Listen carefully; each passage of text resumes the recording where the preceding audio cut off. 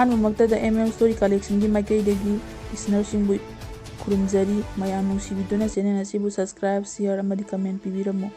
ꯃꯁꯤꯒꯤ ꯑꯣꯏꯕ ꯃꯔꯨꯑꯣꯏꯕ ꯄꯥꯎꯆꯦ ꯀꯌꯥꯗꯒꯤ ꯈꯠꯆꯕ ꯃꯄꯥꯟ ꯂꯝꯒꯤ ꯑꯣꯏꯕ ꯄꯥꯎꯆꯦ ꯈꯔ ꯈꯪꯒꯠꯆꯕ ꯃꯔꯨꯑꯣꯏꯕ ꯄꯥꯎꯆꯦ ꯈꯔ ꯃꯌꯥꯝꯗ ꯈꯪꯍꯟꯖꯔꯤ ꯃꯃꯥ ꯂꯩꯕꯥꯛꯇꯒꯤ ꯃꯄꯥ ꯂꯩꯕꯥꯛꯅꯤ ꯍꯥꯏꯔꯤꯕ ꯑꯁꯤꯅ ꯍꯦꯟꯅ ꯂꯨꯝꯅ ꯈꯟꯕꯔꯥ ꯍꯥꯏꯅ ꯏꯖꯔꯦꯜꯒ ꯃꯔꯤ ꯂꯩꯅꯕ ꯀꯪꯒ꯭ꯔꯦꯁꯅ PM ꯍꯨꯟꯗꯨꯅ ꯉꯥꯡꯈ꯭ꯔꯦ ꯑꯦꯗꯨꯀꯦꯁꯟꯕꯨ ꯅꯍꯥꯁꯤꯡꯕꯨ ꯑꯋꯥꯡꯕ ꯊꯥꯛꯇ ꯄꯨꯈꯠꯄꯗ ꯑꯆꯧꯕ ꯊꯧꯗꯥꯡ ꯂꯧꯒꯅꯤ ꯄ꯭ꯔꯁꯤꯗꯦꯟ ꯏꯟꯗꯤꯌꯥ ꯅꯦꯄꯥꯜ ꯕꯣꯔꯗꯔꯒꯤ ꯏꯁꯨ ꯂꯣꯏꯁꯤꯟꯕꯗ ꯑꯍꯨꯝꯁꯨꯕ ꯄꯥꯔꯇꯤꯒꯤ ꯊꯧꯗꯥꯡ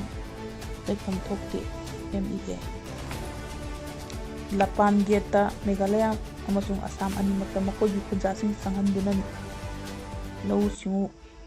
ꯂꯧꯎ ꯁꯤꯡꯕꯒꯤ ꯑꯌꯥꯕ ꯄꯤꯈ꯭ꯔꯦ ꯍꯧꯖꯤꯛ ꯃꯈꯥ ꯇꯥꯕ ꯄꯥꯎ ꯁꯨꯒꯥꯏꯅ ꯄꯤꯖꯔꯤ ꯃꯃꯥ ꯂꯩꯕꯥꯛꯇꯒꯤ ꯃꯄꯥ ꯂꯩꯕꯥꯛꯅꯤ ꯍꯥꯏꯔꯤꯕ ꯑꯁꯤꯅ ꯍꯦꯟꯅ ꯂꯨꯝꯅ ꯈꯟꯕꯔꯥ ꯍꯥꯏꯅ ꯏꯖꯔꯦꯜꯒ ꯃꯔꯤ ꯂꯩꯅꯅ ꯀꯪꯒ꯭ꯔꯦꯁꯅ PM ꯍꯨꯟꯗꯨꯅ ꯉꯥꯡꯈ꯭ꯔꯦ ꯏꯖꯔꯦꯜꯅ ꯂꯦꯕꯥꯟꯅ ꯃꯄꯨꯡ ꯐꯥꯅ ꯃꯥꯡ ꯇꯥꯍꯟꯕ ꯑꯃꯁꯨꯡ ANC ꯏꯔꯥꯟ ꯑꯦꯒ꯭ꯔꯤꯃꯦꯟꯕꯨ ꯀꯔꯤꯁꯨ ꯀꯥꯟꯅꯗꯕ ꯂꯩꯔꯤꯕ ꯃꯁꯤꯒꯤ ꯃꯇꯥꯡꯗ ꯇꯨꯃꯤꯟ ꯂꯩꯁꯤꯜꯂꯤ ꯍꯥꯏꯕꯗꯨ ꯀꯪꯒ꯭ꯔꯦꯁꯅ ꯉꯁꯤ ꯄ꯭ꯔꯥꯏꯝ ꯃꯤꯅꯤꯁꯇꯔꯗ ꯇꯥꯔꯒꯦꯠ ꯇꯧꯗꯨꯅ ꯃꯍꯥꯛꯀꯤ ꯑꯁꯦꯡꯕ ꯃꯃꯥ ꯂꯩꯕꯥꯛꯀꯤ ꯃꯄꯥ ꯂꯩꯕꯥꯛꯅꯤ ꯍꯥꯏꯔꯤꯕ ꯑꯁꯤꯅ ꯍꯦꯟꯅ ꯂꯨꯝꯅ ꯂꯧꯕ꯭ꯔꯥ ꯍꯥꯏꯅ ꯐꯣꯡꯗꯣꯛꯈ꯭ꯔꯦ ꯀꯪꯒ꯭ꯔꯦꯁꯀꯤ ꯂꯨꯆꯤꯡꯕ ꯖꯣꯏꯔꯥꯝ ꯔꯥꯃꯦꯁꯅꯒꯤꯅ ꯍꯥꯏ ꯋꯦꯁ ꯑꯦꯔꯤꯌꯥꯗ ꯍꯧꯖꯤꯛ ꯊꯣꯛꯂꯤꯕ ꯂꯥꯟ ꯑꯁꯤ ꯂꯦꯞꯅꯕꯒꯤꯗꯃꯛꯇ US ꯑꯃꯁꯨꯡ ꯏꯔꯥꯟ ꯑꯅꯤꯒꯤ ꯃꯔꯛꯇ ꯂꯦꯞꯇꯅ ꯌꯥꯟꯁꯤꯟꯅꯅꯕ ꯍꯣꯠꯅꯔꯤ ꯑꯁꯤꯒꯨꯝꯕ ꯌꯥꯅꯕ ꯑꯁꯤꯒꯤ ꯈꯨꯗꯛꯇ ꯇ꯭ꯔꯦꯗ ꯑꯣꯐ ꯍꯣꯝꯃꯨꯛ ꯍꯥꯏꯅ ꯍꯥꯡꯗꯣꯛꯀꯗꯕꯅꯤ ꯑꯃꯁꯨꯡ ꯊꯥꯎꯒꯤ ꯃꯃꯜ ꯍꯟꯊꯍꯟꯕꯒꯤ ꯂꯝꯕꯤ ꯂꯥꯛꯀꯗꯧꯔꯤꯕꯅꯤ ꯃꯁꯤ ꯏꯟꯗꯤꯌꯥꯅ ꯃꯔꯤ ꯂꯩꯅꯕ ꯑꯃꯗꯤ ꯍꯥꯏꯅ ꯀꯪꯒ꯭ꯔꯦꯁꯀꯤ ꯖꯦꯅꯔꯦꯜ ꯁꯦꯀ꯭ꯔꯦꯇꯔꯤ ꯏꯟ ꯆꯥꯔꯖ ꯀꯝꯃꯨꯅꯤꯀꯦꯁꯟꯅ Xꯇ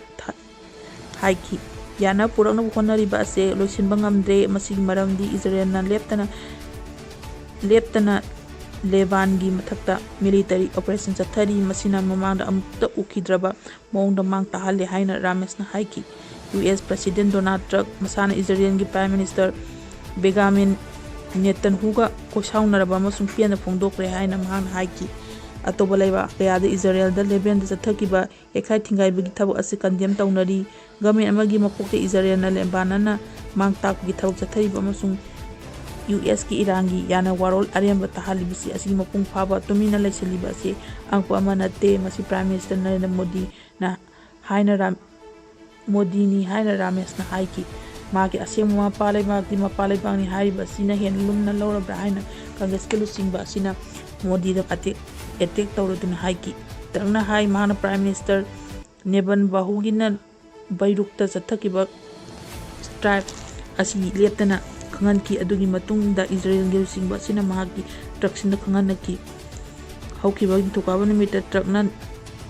ꯅꯦꯇꯥꯟꯌꯥꯍꯨꯒ ꯋꯥꯔꯤ ꯁꯥꯅꯈꯤ ꯃꯗꯨꯗ ꯕꯩꯔꯨꯛ ꯂꯦꯕꯥꯅꯟꯅ ꯆꯥꯎꯅ ꯆꯠꯊꯕ ꯑꯗꯨ ꯂꯦꯞꯇꯅ ꯍꯥꯏꯈ꯭ꯔꯦ ꯃꯍꯥꯛꯀꯤ ꯇ꯭ꯔꯛꯁꯤꯡ ꯍꯜꯂꯛꯈ꯭ꯔꯦ ꯑꯗꯨꯅ ꯇ꯭ꯔꯝꯞꯅ ꯃꯍꯥꯛꯄꯨ ꯊꯥꯒꯠꯈꯤ ꯏꯖꯔꯦꯜꯗ ꯂꯦꯕꯥꯅꯟꯕꯨ ꯑꯦꯇꯦꯛ ꯇꯧꯔꯤꯕ ꯑꯁꯤꯒꯤ ꯃꯇꯥꯡꯗ USꯅ ꯌꯥꯟꯁꯤꯟꯅꯕ ꯄꯨꯔꯛꯄꯒꯤ ꯊꯕꯛ ꯂꯦꯞꯂꯒꯦ ꯍꯥꯏꯅ ꯏꯔꯥꯟꯅ ꯙꯝꯀꯥ ꯇꯧꯔꯛꯄ ꯃꯇꯨꯡꯗ ꯇ꯭ꯔꯝꯞꯅ ꯅꯦꯇꯥꯟꯌꯥꯍꯨꯗ ꯐꯣꯟꯗ ꯋꯥ ꯍꯥꯏꯔꯛꯈ꯭ꯔꯦ ꯑꯁꯤꯒꯨꯝꯕ ꯍꯦꯖꯕꯣꯂꯥꯒꯤ ꯏꯖꯔꯦꯜꯒꯤ ꯑꯦꯇꯦꯛꯇ ꯑꯣꯏꯕ ꯂꯦꯞꯇꯨꯅ ꯅꯦꯇꯥꯟꯌꯥꯍꯨꯒ ꯏꯖꯔꯦꯜꯒꯤ ꯚ꯭ꯌꯨꯍꯒ ꯂꯦꯕꯔ ꯇꯥꯔꯒꯦꯠ ꯇꯧꯒꯅꯤ ꯍꯥꯏꯈꯤ ꯄ꯭ꯔꯁꯤꯗꯦꯟꯁꯤꯅ ꯍꯥꯏ ꯃꯍꯥꯛꯀꯤ ꯏꯖꯔꯦꯜ ꯑꯃꯁꯨꯡ ꯃꯈꯣꯏꯒꯤ ꯂꯝꯕꯤꯗ ꯅꯣꯡꯃꯩ ꯀꯥꯞꯄ ꯂꯦꯞꯂꯒꯅꯤ ꯍꯥꯏꯅ ꯌꯥꯅꯕ ꯍꯦꯛꯂꯣꯍꯔꯒꯤ ꯃꯤꯍꯨꯠꯁꯤꯡꯒ ꯋꯥꯔꯤ ꯁꯥꯅꯔꯦ US ꯃꯤꯗꯤꯌꯥꯒꯤ ꯑꯥꯎꯠꯂꯦꯠ ASIOꯅ ꯇ꯭ꯔꯛꯇ ꯅꯦꯍꯔꯨ ꯄꯥꯝꯃꯒ ꯑꯀꯟꯕ ꯃꯑꯣꯡꯗ ꯋꯥ ꯉꯥꯡꯅꯈ꯭ꯔꯦ ꯍꯥꯏꯅ ꯔꯤꯄꯣꯔꯠ ꯇꯧꯈ꯭ꯔꯦ ꯑꯦꯗꯨꯀꯦꯁꯟꯕꯨ ꯅꯍꯥꯁꯤꯡꯒꯤ ꯑꯋꯥꯡꯕ ꯊꯥꯛꯇ ꯄꯨꯈꯠꯄꯗ ꯑꯆꯧꯕ ꯊꯧꯗꯥꯡ ꯂꯧꯒꯅꯤ ꯄ꯭ꯔꯁꯤꯗꯦꯟ ꯄ꯭ꯔꯁꯤꯗꯦꯟ ꯗ꯭ꯔꯣꯄꯗꯤ ꯃꯨꯔꯃꯨꯅ ꯅꯍꯥꯁꯤꯡꯗ ꯃꯥꯡꯖꯤꯜ ꯊꯥꯕ ꯑꯦꯗꯨꯀꯦꯁꯟ ꯑꯃꯁꯨꯡ ꯇꯦꯛꯅꯣꯂꯣꯖꯤꯗ ꯆꯪꯁꯤꯜꯂꯨꯕ ꯃꯇꯝꯗ ꯂꯩꯕꯥꯛ ꯑꯁꯤꯕꯨ ꯃꯔꯣꯝꯗ ꯂꯦꯞꯆꯕ ꯉꯝꯕ ꯋꯥꯇꯥ ꯄꯥꯗꯕ ꯑꯣꯏꯔꯛꯀꯅꯤ ꯍꯥꯏꯅ ꯐꯣꯡꯗꯣꯛꯈ꯭ꯔꯦ ꯅ꯭ꯌꯨ ꯗꯤꯜꯂꯤꯗ ꯂꯩꯕ ꯔꯥꯁꯇ꯭ꯔꯄꯇꯤ ꯚꯕꯟꯗ ꯃꯤꯅꯤꯁꯇ꯭ꯔꯤ ꯑꯣꯐ ꯇ꯭ꯔꯥꯏꯕꯦꯜ ꯑꯦꯐꯤꯌꯔꯁꯀꯤ ꯐꯦꯂꯣꯁꯤꯞ ꯁ꯭ꯀꯣꯂꯔꯁꯤꯞ ꯁ꯭ꯀꯤꯝꯗ ꯕꯦꯅꯤꯐꯤꯁꯔꯤꯁꯤꯡꯒ ꯋꯥ ꯉꯥꯡꯅꯗꯨꯅ ꯃꯍꯥꯛꯅ ꯍꯥꯏ ꯏꯟꯗꯤꯌꯥ ꯒꯚꯔꯟꯃꯦꯟꯠꯅ ꯂꯦꯞꯇꯅ ꯇꯣꯉꯥꯟꯕ ꯁ꯭ꯀꯤꯝꯁꯤꯡꯒꯤ ꯈꯨꯠꯊꯥꯡꯗ ꯇ꯭ꯔꯥꯏꯕꯦꯜ ꯀꯝꯃ꯭ꯌꯨꯅꯤꯇꯤꯁꯤꯡꯒ ꯅꯍꯥꯁꯤꯡꯒ ꯊꯥꯛ ꯋꯥꯡꯅ ꯄꯨꯈꯠꯅꯕ ꯍꯣꯠꯅꯔꯤ ꯃꯨꯔꯃꯨꯅ ꯍꯥꯏ ꯑꯦꯗꯨꯀꯦꯁꯟ ꯑꯁꯤ ꯁꯛꯇꯤ ꯍꯦꯟꯒꯠꯅꯕꯒꯤ ꯃꯔꯨꯑꯣꯏꯕ ꯈꯨꯠꯂꯥꯏ ꯑꯃꯅꯤ ꯑꯃꯁꯨꯡ ꯃꯁꯤ ꯂꯩꯔꯕ ꯃꯇꯝꯗ ꯑꯃꯔꯣꯝꯗ ꯂꯦꯞꯆꯕ ꯉꯝꯕ ꯃꯤꯁꯤꯡ ꯅꯥꯁꯤꯡꯕ ꯇꯧꯕ ꯉꯝꯕ ꯍꯥꯏꯕꯗꯨ ꯑꯣꯏꯒꯅꯤ ꯃꯍꯥꯛꯀꯤ ꯄꯨꯟꯁꯤꯗ ꯂꯝꯕꯤꯗ ꯑꯦꯗꯨꯀꯦꯁꯟꯅ ꯑꯆꯧꯕ ꯊꯧꯗꯥꯡ ꯂꯧꯗꯨꯅ ꯂꯥꯛꯂꯤ ꯍꯥꯏꯅ ꯃꯍꯥꯛꯅ ꯍꯥꯏꯈꯤ ꯄ꯭ꯔꯁꯤꯗꯦꯟꯅ ꯍꯥꯏ ꯅꯍꯥꯁꯤꯡꯕꯨ ꯑꯦꯗꯨꯀꯦꯁꯟ ꯑꯃꯁꯨꯡ ꯑꯦꯛꯁꯄꯔꯤꯌꯦꯟꯁꯅ ꯑꯀꯛꯅꯕ ꯔꯤꯁꯣꯔꯁ ꯂꯩꯕ ꯑꯉꯥꯡꯁꯤꯡꯒꯤ ꯂꯝꯖꯤꯡ ꯂꯣꯏꯔꯥ ꯑꯣꯏꯒꯅꯤ ꯅꯍꯥꯁꯤꯡꯅ ꯃꯄꯥꯡꯒꯜ ꯃꯍꯨꯠ ꯁꯤꯜꯂꯤ ꯃꯈꯣꯏꯅ ꯂꯩꯕꯥꯛ ꯑꯁꯤꯒꯤ ꯇꯨꯡꯒꯤ ꯑꯁꯥ ꯑꯃꯁꯨꯡ ꯃꯥꯏ ꯄꯥꯛꯄ ꯑꯗꯨ ꯊꯝꯂꯤ Hojik makha taba pau pizari India Nepal border gi issue loisinbada ahumsuba party gi thorang laifam thokte India asi Nepal da leinariba boundary issue asigi matangda ahumsuba party da loisinaba honabagi wafam akan mongda yanna phongdokre wafam asi Nepal si Prime Minister Narendra Modi chana matam sangna sayen na duna lagliba leiba anigi border gi watho asi loisinbada China amasung UK yauna wafam haudokiba matungda haikibani External Affairs Ministry gi wangang loi Rambir Joy Hawalna hai naka ani mangna border gi issue kudimak loisinaba makan ani gi oiba mechanism sing semle amasung India amasung Nepal ani gi boundary gi saina basi sada maudan ipan gi sangda lamgi ngakai khangdoknare seisakpa ama oirambadagi politician oirakiba san hai hokiba no mali numita Nepalese Parliament India gi border gi sathanaba Sayenaba asigi matang khana chainaba Nepal gi China amasung Britain gi hiram asigi matangda toina wari sanari asigi problem asi British Indian region asi thadokibadagi hagdokibagi angizlangi hiram asigi matangda yakfam thoi haina mahan haiki Nepal su India ani gi boundary da Chainaba ase Lipulek Tivri Madura amasung Palapati dagini India gi masigi ofam sansi Uttarakhand saruk amani haina leptana haiduna lagli ekoina boundary gi chayan riba se loisina banakan ani gi oiba mechanism semle mari leina bane masi mari leina buna monna khai sena khangadabani India amsung Nepal ani gi marakta lei boundary gi chayana ba se loisina bi damakta omso party asitek hektagi mathau tadi haina join wala sayon gi oiba pangthokiba meda fitting amada haiki External Affairs Ministry wangang loi asi sagi wafam asi matang pakum oina hom asi haikibani makoi Nepal gi Prime Minister India Nepal gi boundary oiba issue asi matang da thangki wafam mapata makata na Nepal gi Foreign Minister gi issue asi mai leina thokiba waron sing asi tare haina jewarna na haiki India Nepal gi boundary issue asi matang da sada odani pan gi matang demarcate tawkre masina yanana balai asi khakta da ngaire gandak toringi mafam khara da masigi fiam masi lairi haina man haiki masigi matakta border lansila kuma sun men lenda jangsilai ba asigi matang da hojik punna map tawgi thabak jangsin minari haiki mana waror aduda sahabu Nepal gi India gi territory sing da jangsilai haina jangsin le haiba asisu khangkre haiki